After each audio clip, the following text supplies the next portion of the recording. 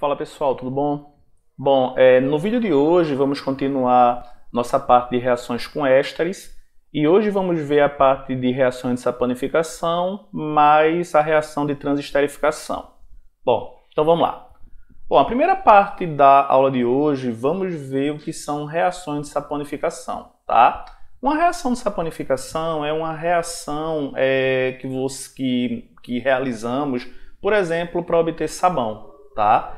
E a reação de saponificação ela também pode ser chamada de uma hidrólise básica dos ésteres. Ou seja, quando realizamos uma hidrólise básica de um éster, estamos realizando uma reação de saponificação. Então, uma hidrólise básica ela pode ser representada da seguinte forma, tá? Eu tenho um éster, lembra do grupo do éster, C dupla O. Nesse caso aqui, estamos reagindo com uma base. Essa base aqui é o hidróxido, ou o nome comercial dela é soda cáustica. Então, quando reagimos um éster com uma base e aquecemos o sistema, obtemos a formação de um sal orgânico, né? Temos a formação de um sal orgânico mais um álcool. Então, isso é uma reação de saponificação ou hidrólise básica. É quando reagimos um éster com uma base, sob aquecimento, obtemos um sal orgânico e um álcool. Esse sal orgânico é exatamente o sabão. Lembrando que o sal orgânico ele é uma estrutura iônica, né? Você tem aqui um ânion, tá certo? Mais um cátion.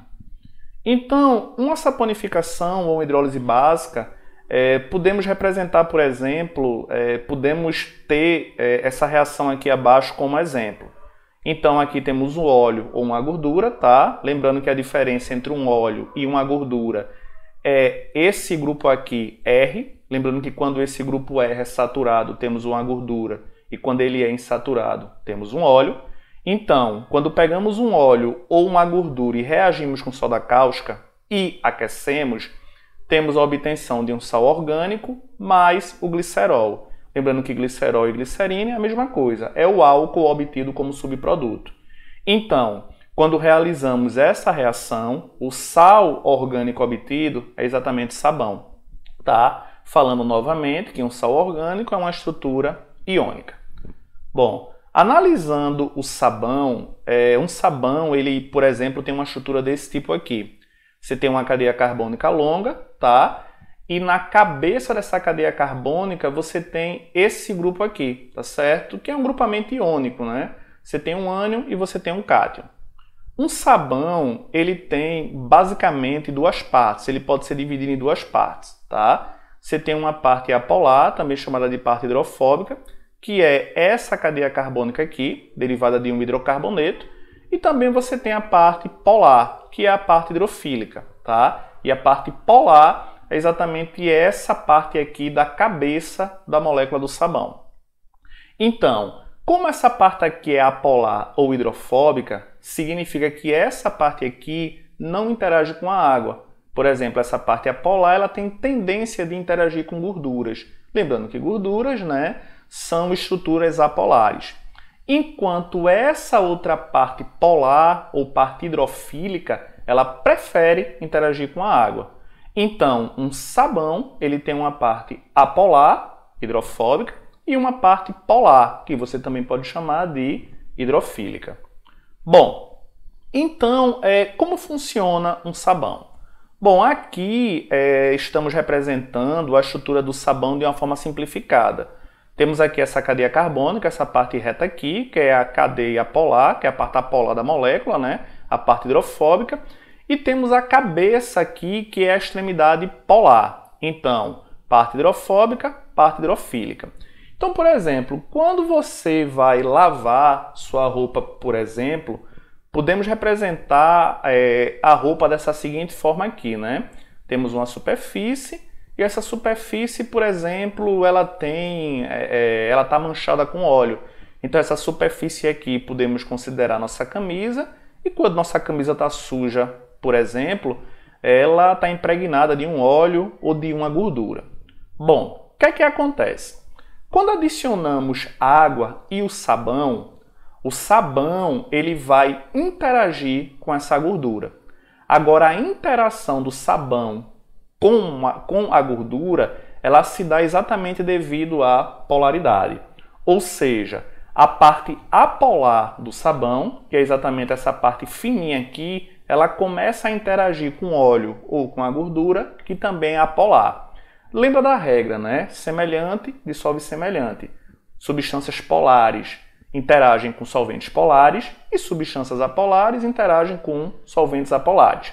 Então, a parte apolar do sabão, ela interage com a gordura. Então, quando várias moléculas do sabão, a parte apolar dela, começa a interagir com uma gordura, tem a formação de uma estrutura chamada de uma micela. Então, quando tem a formação dessa micela, e quando você está enxaguando a roupa ou então esfregando ela com a mão, o que é que acontece? A água que está ao redor começa a interagir com a parte polar do sabão, arrastando exatamente essa micela.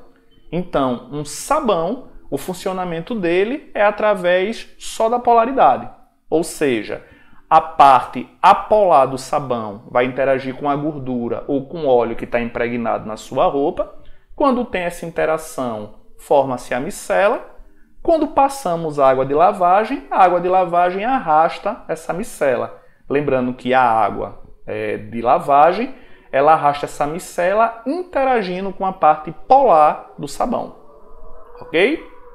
Bom, outra estrutura bem interessante que precisamos estudar são as estruturas dos detergentes. Se notarmos aqui, os detergentes têm uma estrutura bem parecida com a dos sabões, tá? Lembrando o seguinte, os detergentes também têm uma parte apolar, tá? Lembrando que a parte apolar é a parte hidrofóbica, e temos também a parte polar, tá? Lembrando que a parte polar é a parte hidrofílica. Bom, um detergente, ele pode ser de origem aniônica ou ele pode ser de origem catiônica. Um detergente de origem aniônica são detergentes que são derivados de ácidos sulfônicos. Lembrando que o ácido sulfônico ele tem esse grupo aqui, tá? SO3H no caso, mas aqui está representado por SO3-. E o detergente de origem catiônica, eles são detergentes derivados de amônio, tá? Lembrando que temos esse grupo aqui, NH3+. Bom, lembrando que o amônio é o NH4+, ok? Bom, a última reação que vamos estudar no vídeo de hoje é uma reação de transesterificação. Uma reação de transesterificação, por exemplo, é uma reação para a obtenção do biodiesel, né? Lembrando que o biodiesel ele é um biocombustível. Então, como podemos identificar uma reação de transesterificação? Uma reação de transesterificação sempre vai ocorrer dessa forma. Temos um éster reagindo com um álcool. Quando reagimos um éster com um álcool, vamos obter um outro éster e um outro álcool, tá? Então, éster mais álcool, obtendo outro éster mais outro álcool. Temos uma reação de transesterificação. Como, por exemplo, vamos observar essa reação aqui. Bom, aqui temos um óleo reagindo com etanol. Lembrando aqui que temos 3 mols de etanol. Quando eu reajo esse triéster com etanol, vamos obter outro éster, no caso aqui, né, outro triéster, mais o glicerol. Tá? Lembrando que o glicerol é a glicerina. Então, tomamos um óleo, reagimos com o etanol, éster mais álcool, produzindo outro éster, que no caso é o biodiesel, mais outro álcool, que no caso aqui é o glicerol. Então aqui temos um exemplo de uma reação de transesterificação. Ok? Bom, como exemplo, vamos fazer essa questão aqui do Enem. Uma das técnicas de reciclagem química do polímero PET, né, esse polímero aqui ele é bem famoso, que é o politereftalato de etileno, gera o tereftalato de metila e o etanodiol. Tereftalato de metila e o etanodiol, conforme o esquema de reação. E ocorre por meio de uma reação de transesterificação. Lembra, o que é uma reação de transesterificação? Reagimos um éster mais um álcool para obter outro éster e outro álcool. Então vamos lá.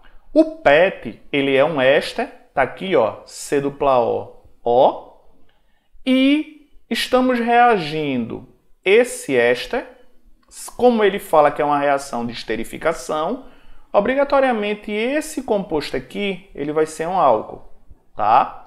Então, quando submetemos a uma alta pressão e uma alta temperatura, obtemos esse composto aqui, lembrando que esse composto também é um éster, e foi obtido esse outro composto aqui, que é um diol. Lembrando que isso aqui é um álcool.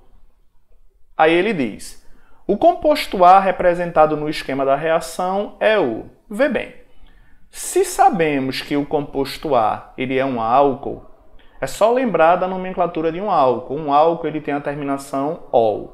Então lembra, metano não pode ser um hidrocarboneto. Vamos pular a letra B.